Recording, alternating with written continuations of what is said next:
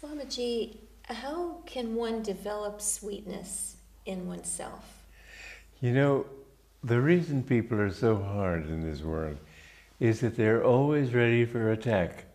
They expect to be attacked, mainly because they themselves are ready to attack. When you're steeled for battle, it's not possible to be sweet and soft and kind. But when you love God, and when you see God in others and don't want to hurt anybody, you naturally become soft. I remember when a group of us disciples of Master met Ananda, who was a great saint, woman saint in India. She said, they're so soft. That is what develops on the spiritual path. When you love God, you know that He'll take care of you. You know that whatever happens, if you die, if people punish you or persecute you, it doesn't matter. It's all God. I had a dream a few weeks ago that enemies of mine were burning me at the stake. And this is the sort of thing that people would be horrified at. But I was perfectly willing to accept it. And in the dream, as can happen, they were sitting at a banquet table nearby, laughing and joking and drinking together and so on. I didn't care. I accepted it. Then, as the flames were coming up, friends of mine came and saved me. I was indifferent. If they want to save me, fine. If I'm to burn, I thought, well, the pain will be temporary, and I won't have a body anymore, and I'll be free from the pain. So it didn't matter. When you have that attitude, then you're not tense to be ready for attack. You don't have to defend yourself. There's nothing there to defend. So let's put it this way, the less you have of ego consciousness, the less you feel that you need to defend. I had an interesting experience some years ago. I was invited to a conference on the other side of America in the state of Virginia, and several famous people, speakers and so on, were invited, and I'm somewhat known, but I'm not on the circuit. I don't go talking around the country, and so I was less known. Peter Caddy from Findhorn and other fairly well-known people were there, and I invited them all out to dinner. Well, I was at the table, I was paying for the meal, they were all talking to each other and ignoring me. I was the only one. The whole conference was about how to start communities. The man who said it wanted to start a community never did. I was the only one, you can say, who knew what he was talking about. And they were ignoring me. I thought, this is absolutely wonderful to be totally unimportant. It's a freeing feeling. So if people insult you, if people don't accept your worth, which of course I do have, at least I've started a successful community, then you feel happy in yourself. There's so much freedom from that. There's no tension. No tension of protecting something that to you just isn't there. People want to insult you, thank them. They at least are trying to help you. Swami, that sounds like an advanced level of self-confidence or self... Well, you have self-confidence because there's no self to be confident of. You're the true self, which is the self of everybody. You're not this little self that is separate from yourself and has to defend itself when yourself attacks this self. You're in both selves, and it doesn't matter. It also sounds like an advanced degree of being centered in the self. I guess so, yeah. And content there. Yeah. So without needing anything from anyone or anything. And when you have that, then you think in terms of what you can give to others. You don't think in terms of what you're getting. When I've lectured from the age of 22, I didn't want to lecture, but my guru put me in that position. He said, you told me you'd better learn to like it. It's what you'll have to do. But I've never been nervous. And the reason was, basically, I mean, I've made the joke of it that I felt that if they thought I was a fool, I was probably a fool anyway, it didn't matter. But the truth of it is that I'm much more interested in what I'm giving to people than in what I get back in terms of their opinion of me. I don't think about their opinion. I think in terms of what I know is true, which I'm willing to share with them. So if you make teaching, for example, and this is the example I've given, if you make teaching a matter of sharing, not of talking to people, telling people, then there's no nervousness there. Swamiji, for people who are trying to develop that kind of centeredness where you're not nervous in anything you have to do, you're not wanting anything, you're only thinking of giving, how can people achieve that? Well, I think I've said how they can achieve it by getting those attitudes, by thinking in terms of giving instead of getting. Don't worry about what other people like of what you've said. Don't worry whether they like it at all. But if they're willing to listen, tell them. And if they aren't willing, then be happy enough in yourself.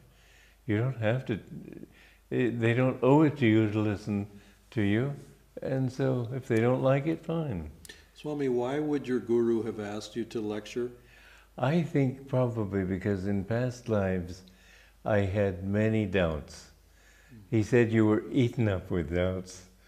I don't have doubts in this lifetime, but I think it's a way of helping me to completely overcome those doubts. It's a burden it's a debt that I have to other people, to help them overcome their doubts. And that's what I want to share with people. When I come upon an explanation that is crystal clear, I'm delighted. I'm just as delighted as other people would be on having a wonderful banquet to go to. I thought, for example, of a sheet of ice. You can't break through the whole sheet of ice at once, but you can drill at one point. That's a beautiful example.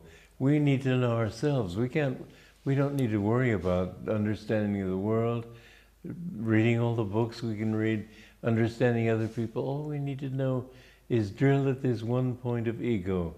When you've gotten to your own center, then you've broken through the ice and gotten into the water underneath, the water of truth. So that's a wonderful example. And this sort of thing, to me, is food. So the purpose of all that we go through this evolution and becoming centered, etc., is to get into that consciousness that pervades the universe, that created. Ultimately, that's the purpose of it. The goal of life is to find out who we are. And who we are, we're a part of that infinite. And when we can realize that that is who we are, not this little body, we find the fulfillment that the body alone could never give us. So this whole world is a school, and all the incarnations are classes in that school. And it's not enough even to want to go to heaven. Heaven, when Jesus used the words, he didn't mean that heaven. He meant infinite consciousness. Swami, just a curiosity about the lecturing. Did you find it difficult in the beginning to lecture? No, I didn't. I have to admit that for the first 7 years, I didn't really take it seriously. I just thought that it was my bad karma that I would have to lecture. Other people could be back home meditating, and here I had to be out talking about these things. Then gradually I found over a period of time that what I had said saved somebody from suicide, and something else I had said made a believer of somebody who had been an atheist. And I began to see that there is worth in it. And so then I began to take it seriously. And I tried to prepare my talks. But on certain occasions, I didn't have time to prepare them. And more people than usual thanked me for my lecture. And I thought, well, if I don't need to prepare, then why bother? So since then, I've never prepared. And I find that God does tell me what to say. And how do you experience that? Sometimes you say, I don't know the answer to a question, and then the answer comes? It does happen sometimes. I say I don't know, and suddenly in giving up that effort to reach for the answer and relaxing, then suddenly the answer is there. So by being completely relaxed in myself, by not being nervous, it amazes me when people read their lectures. I think of lecturing as talking to people. And in that way, you don't come to a tea party with a list of things that you're going to say. It comes spontaneously. So I think when you're relaxed, it comes more easily. Swami, can you feel people's thoughts when you're speaking to them? For a long time, when I was giving classes and so on, I would meditate in a room near where people were coming, and I would try to tune into their consciousness as they were entering the hall. And I'd ask myself, I'd try to understand what they needed, so I didn't get up and tell them what I wanted to say, but what they wanted to hear. And I always try to lecture in that way. That if they say, if they want to hear something is wrong, I don't tell them that, but that which will help this person, I pray to be guided to understand what will help him. Do you have to adjust your talk then to the level of your audience? Yes, I do. There was one talk, the most difficult I ever had to give.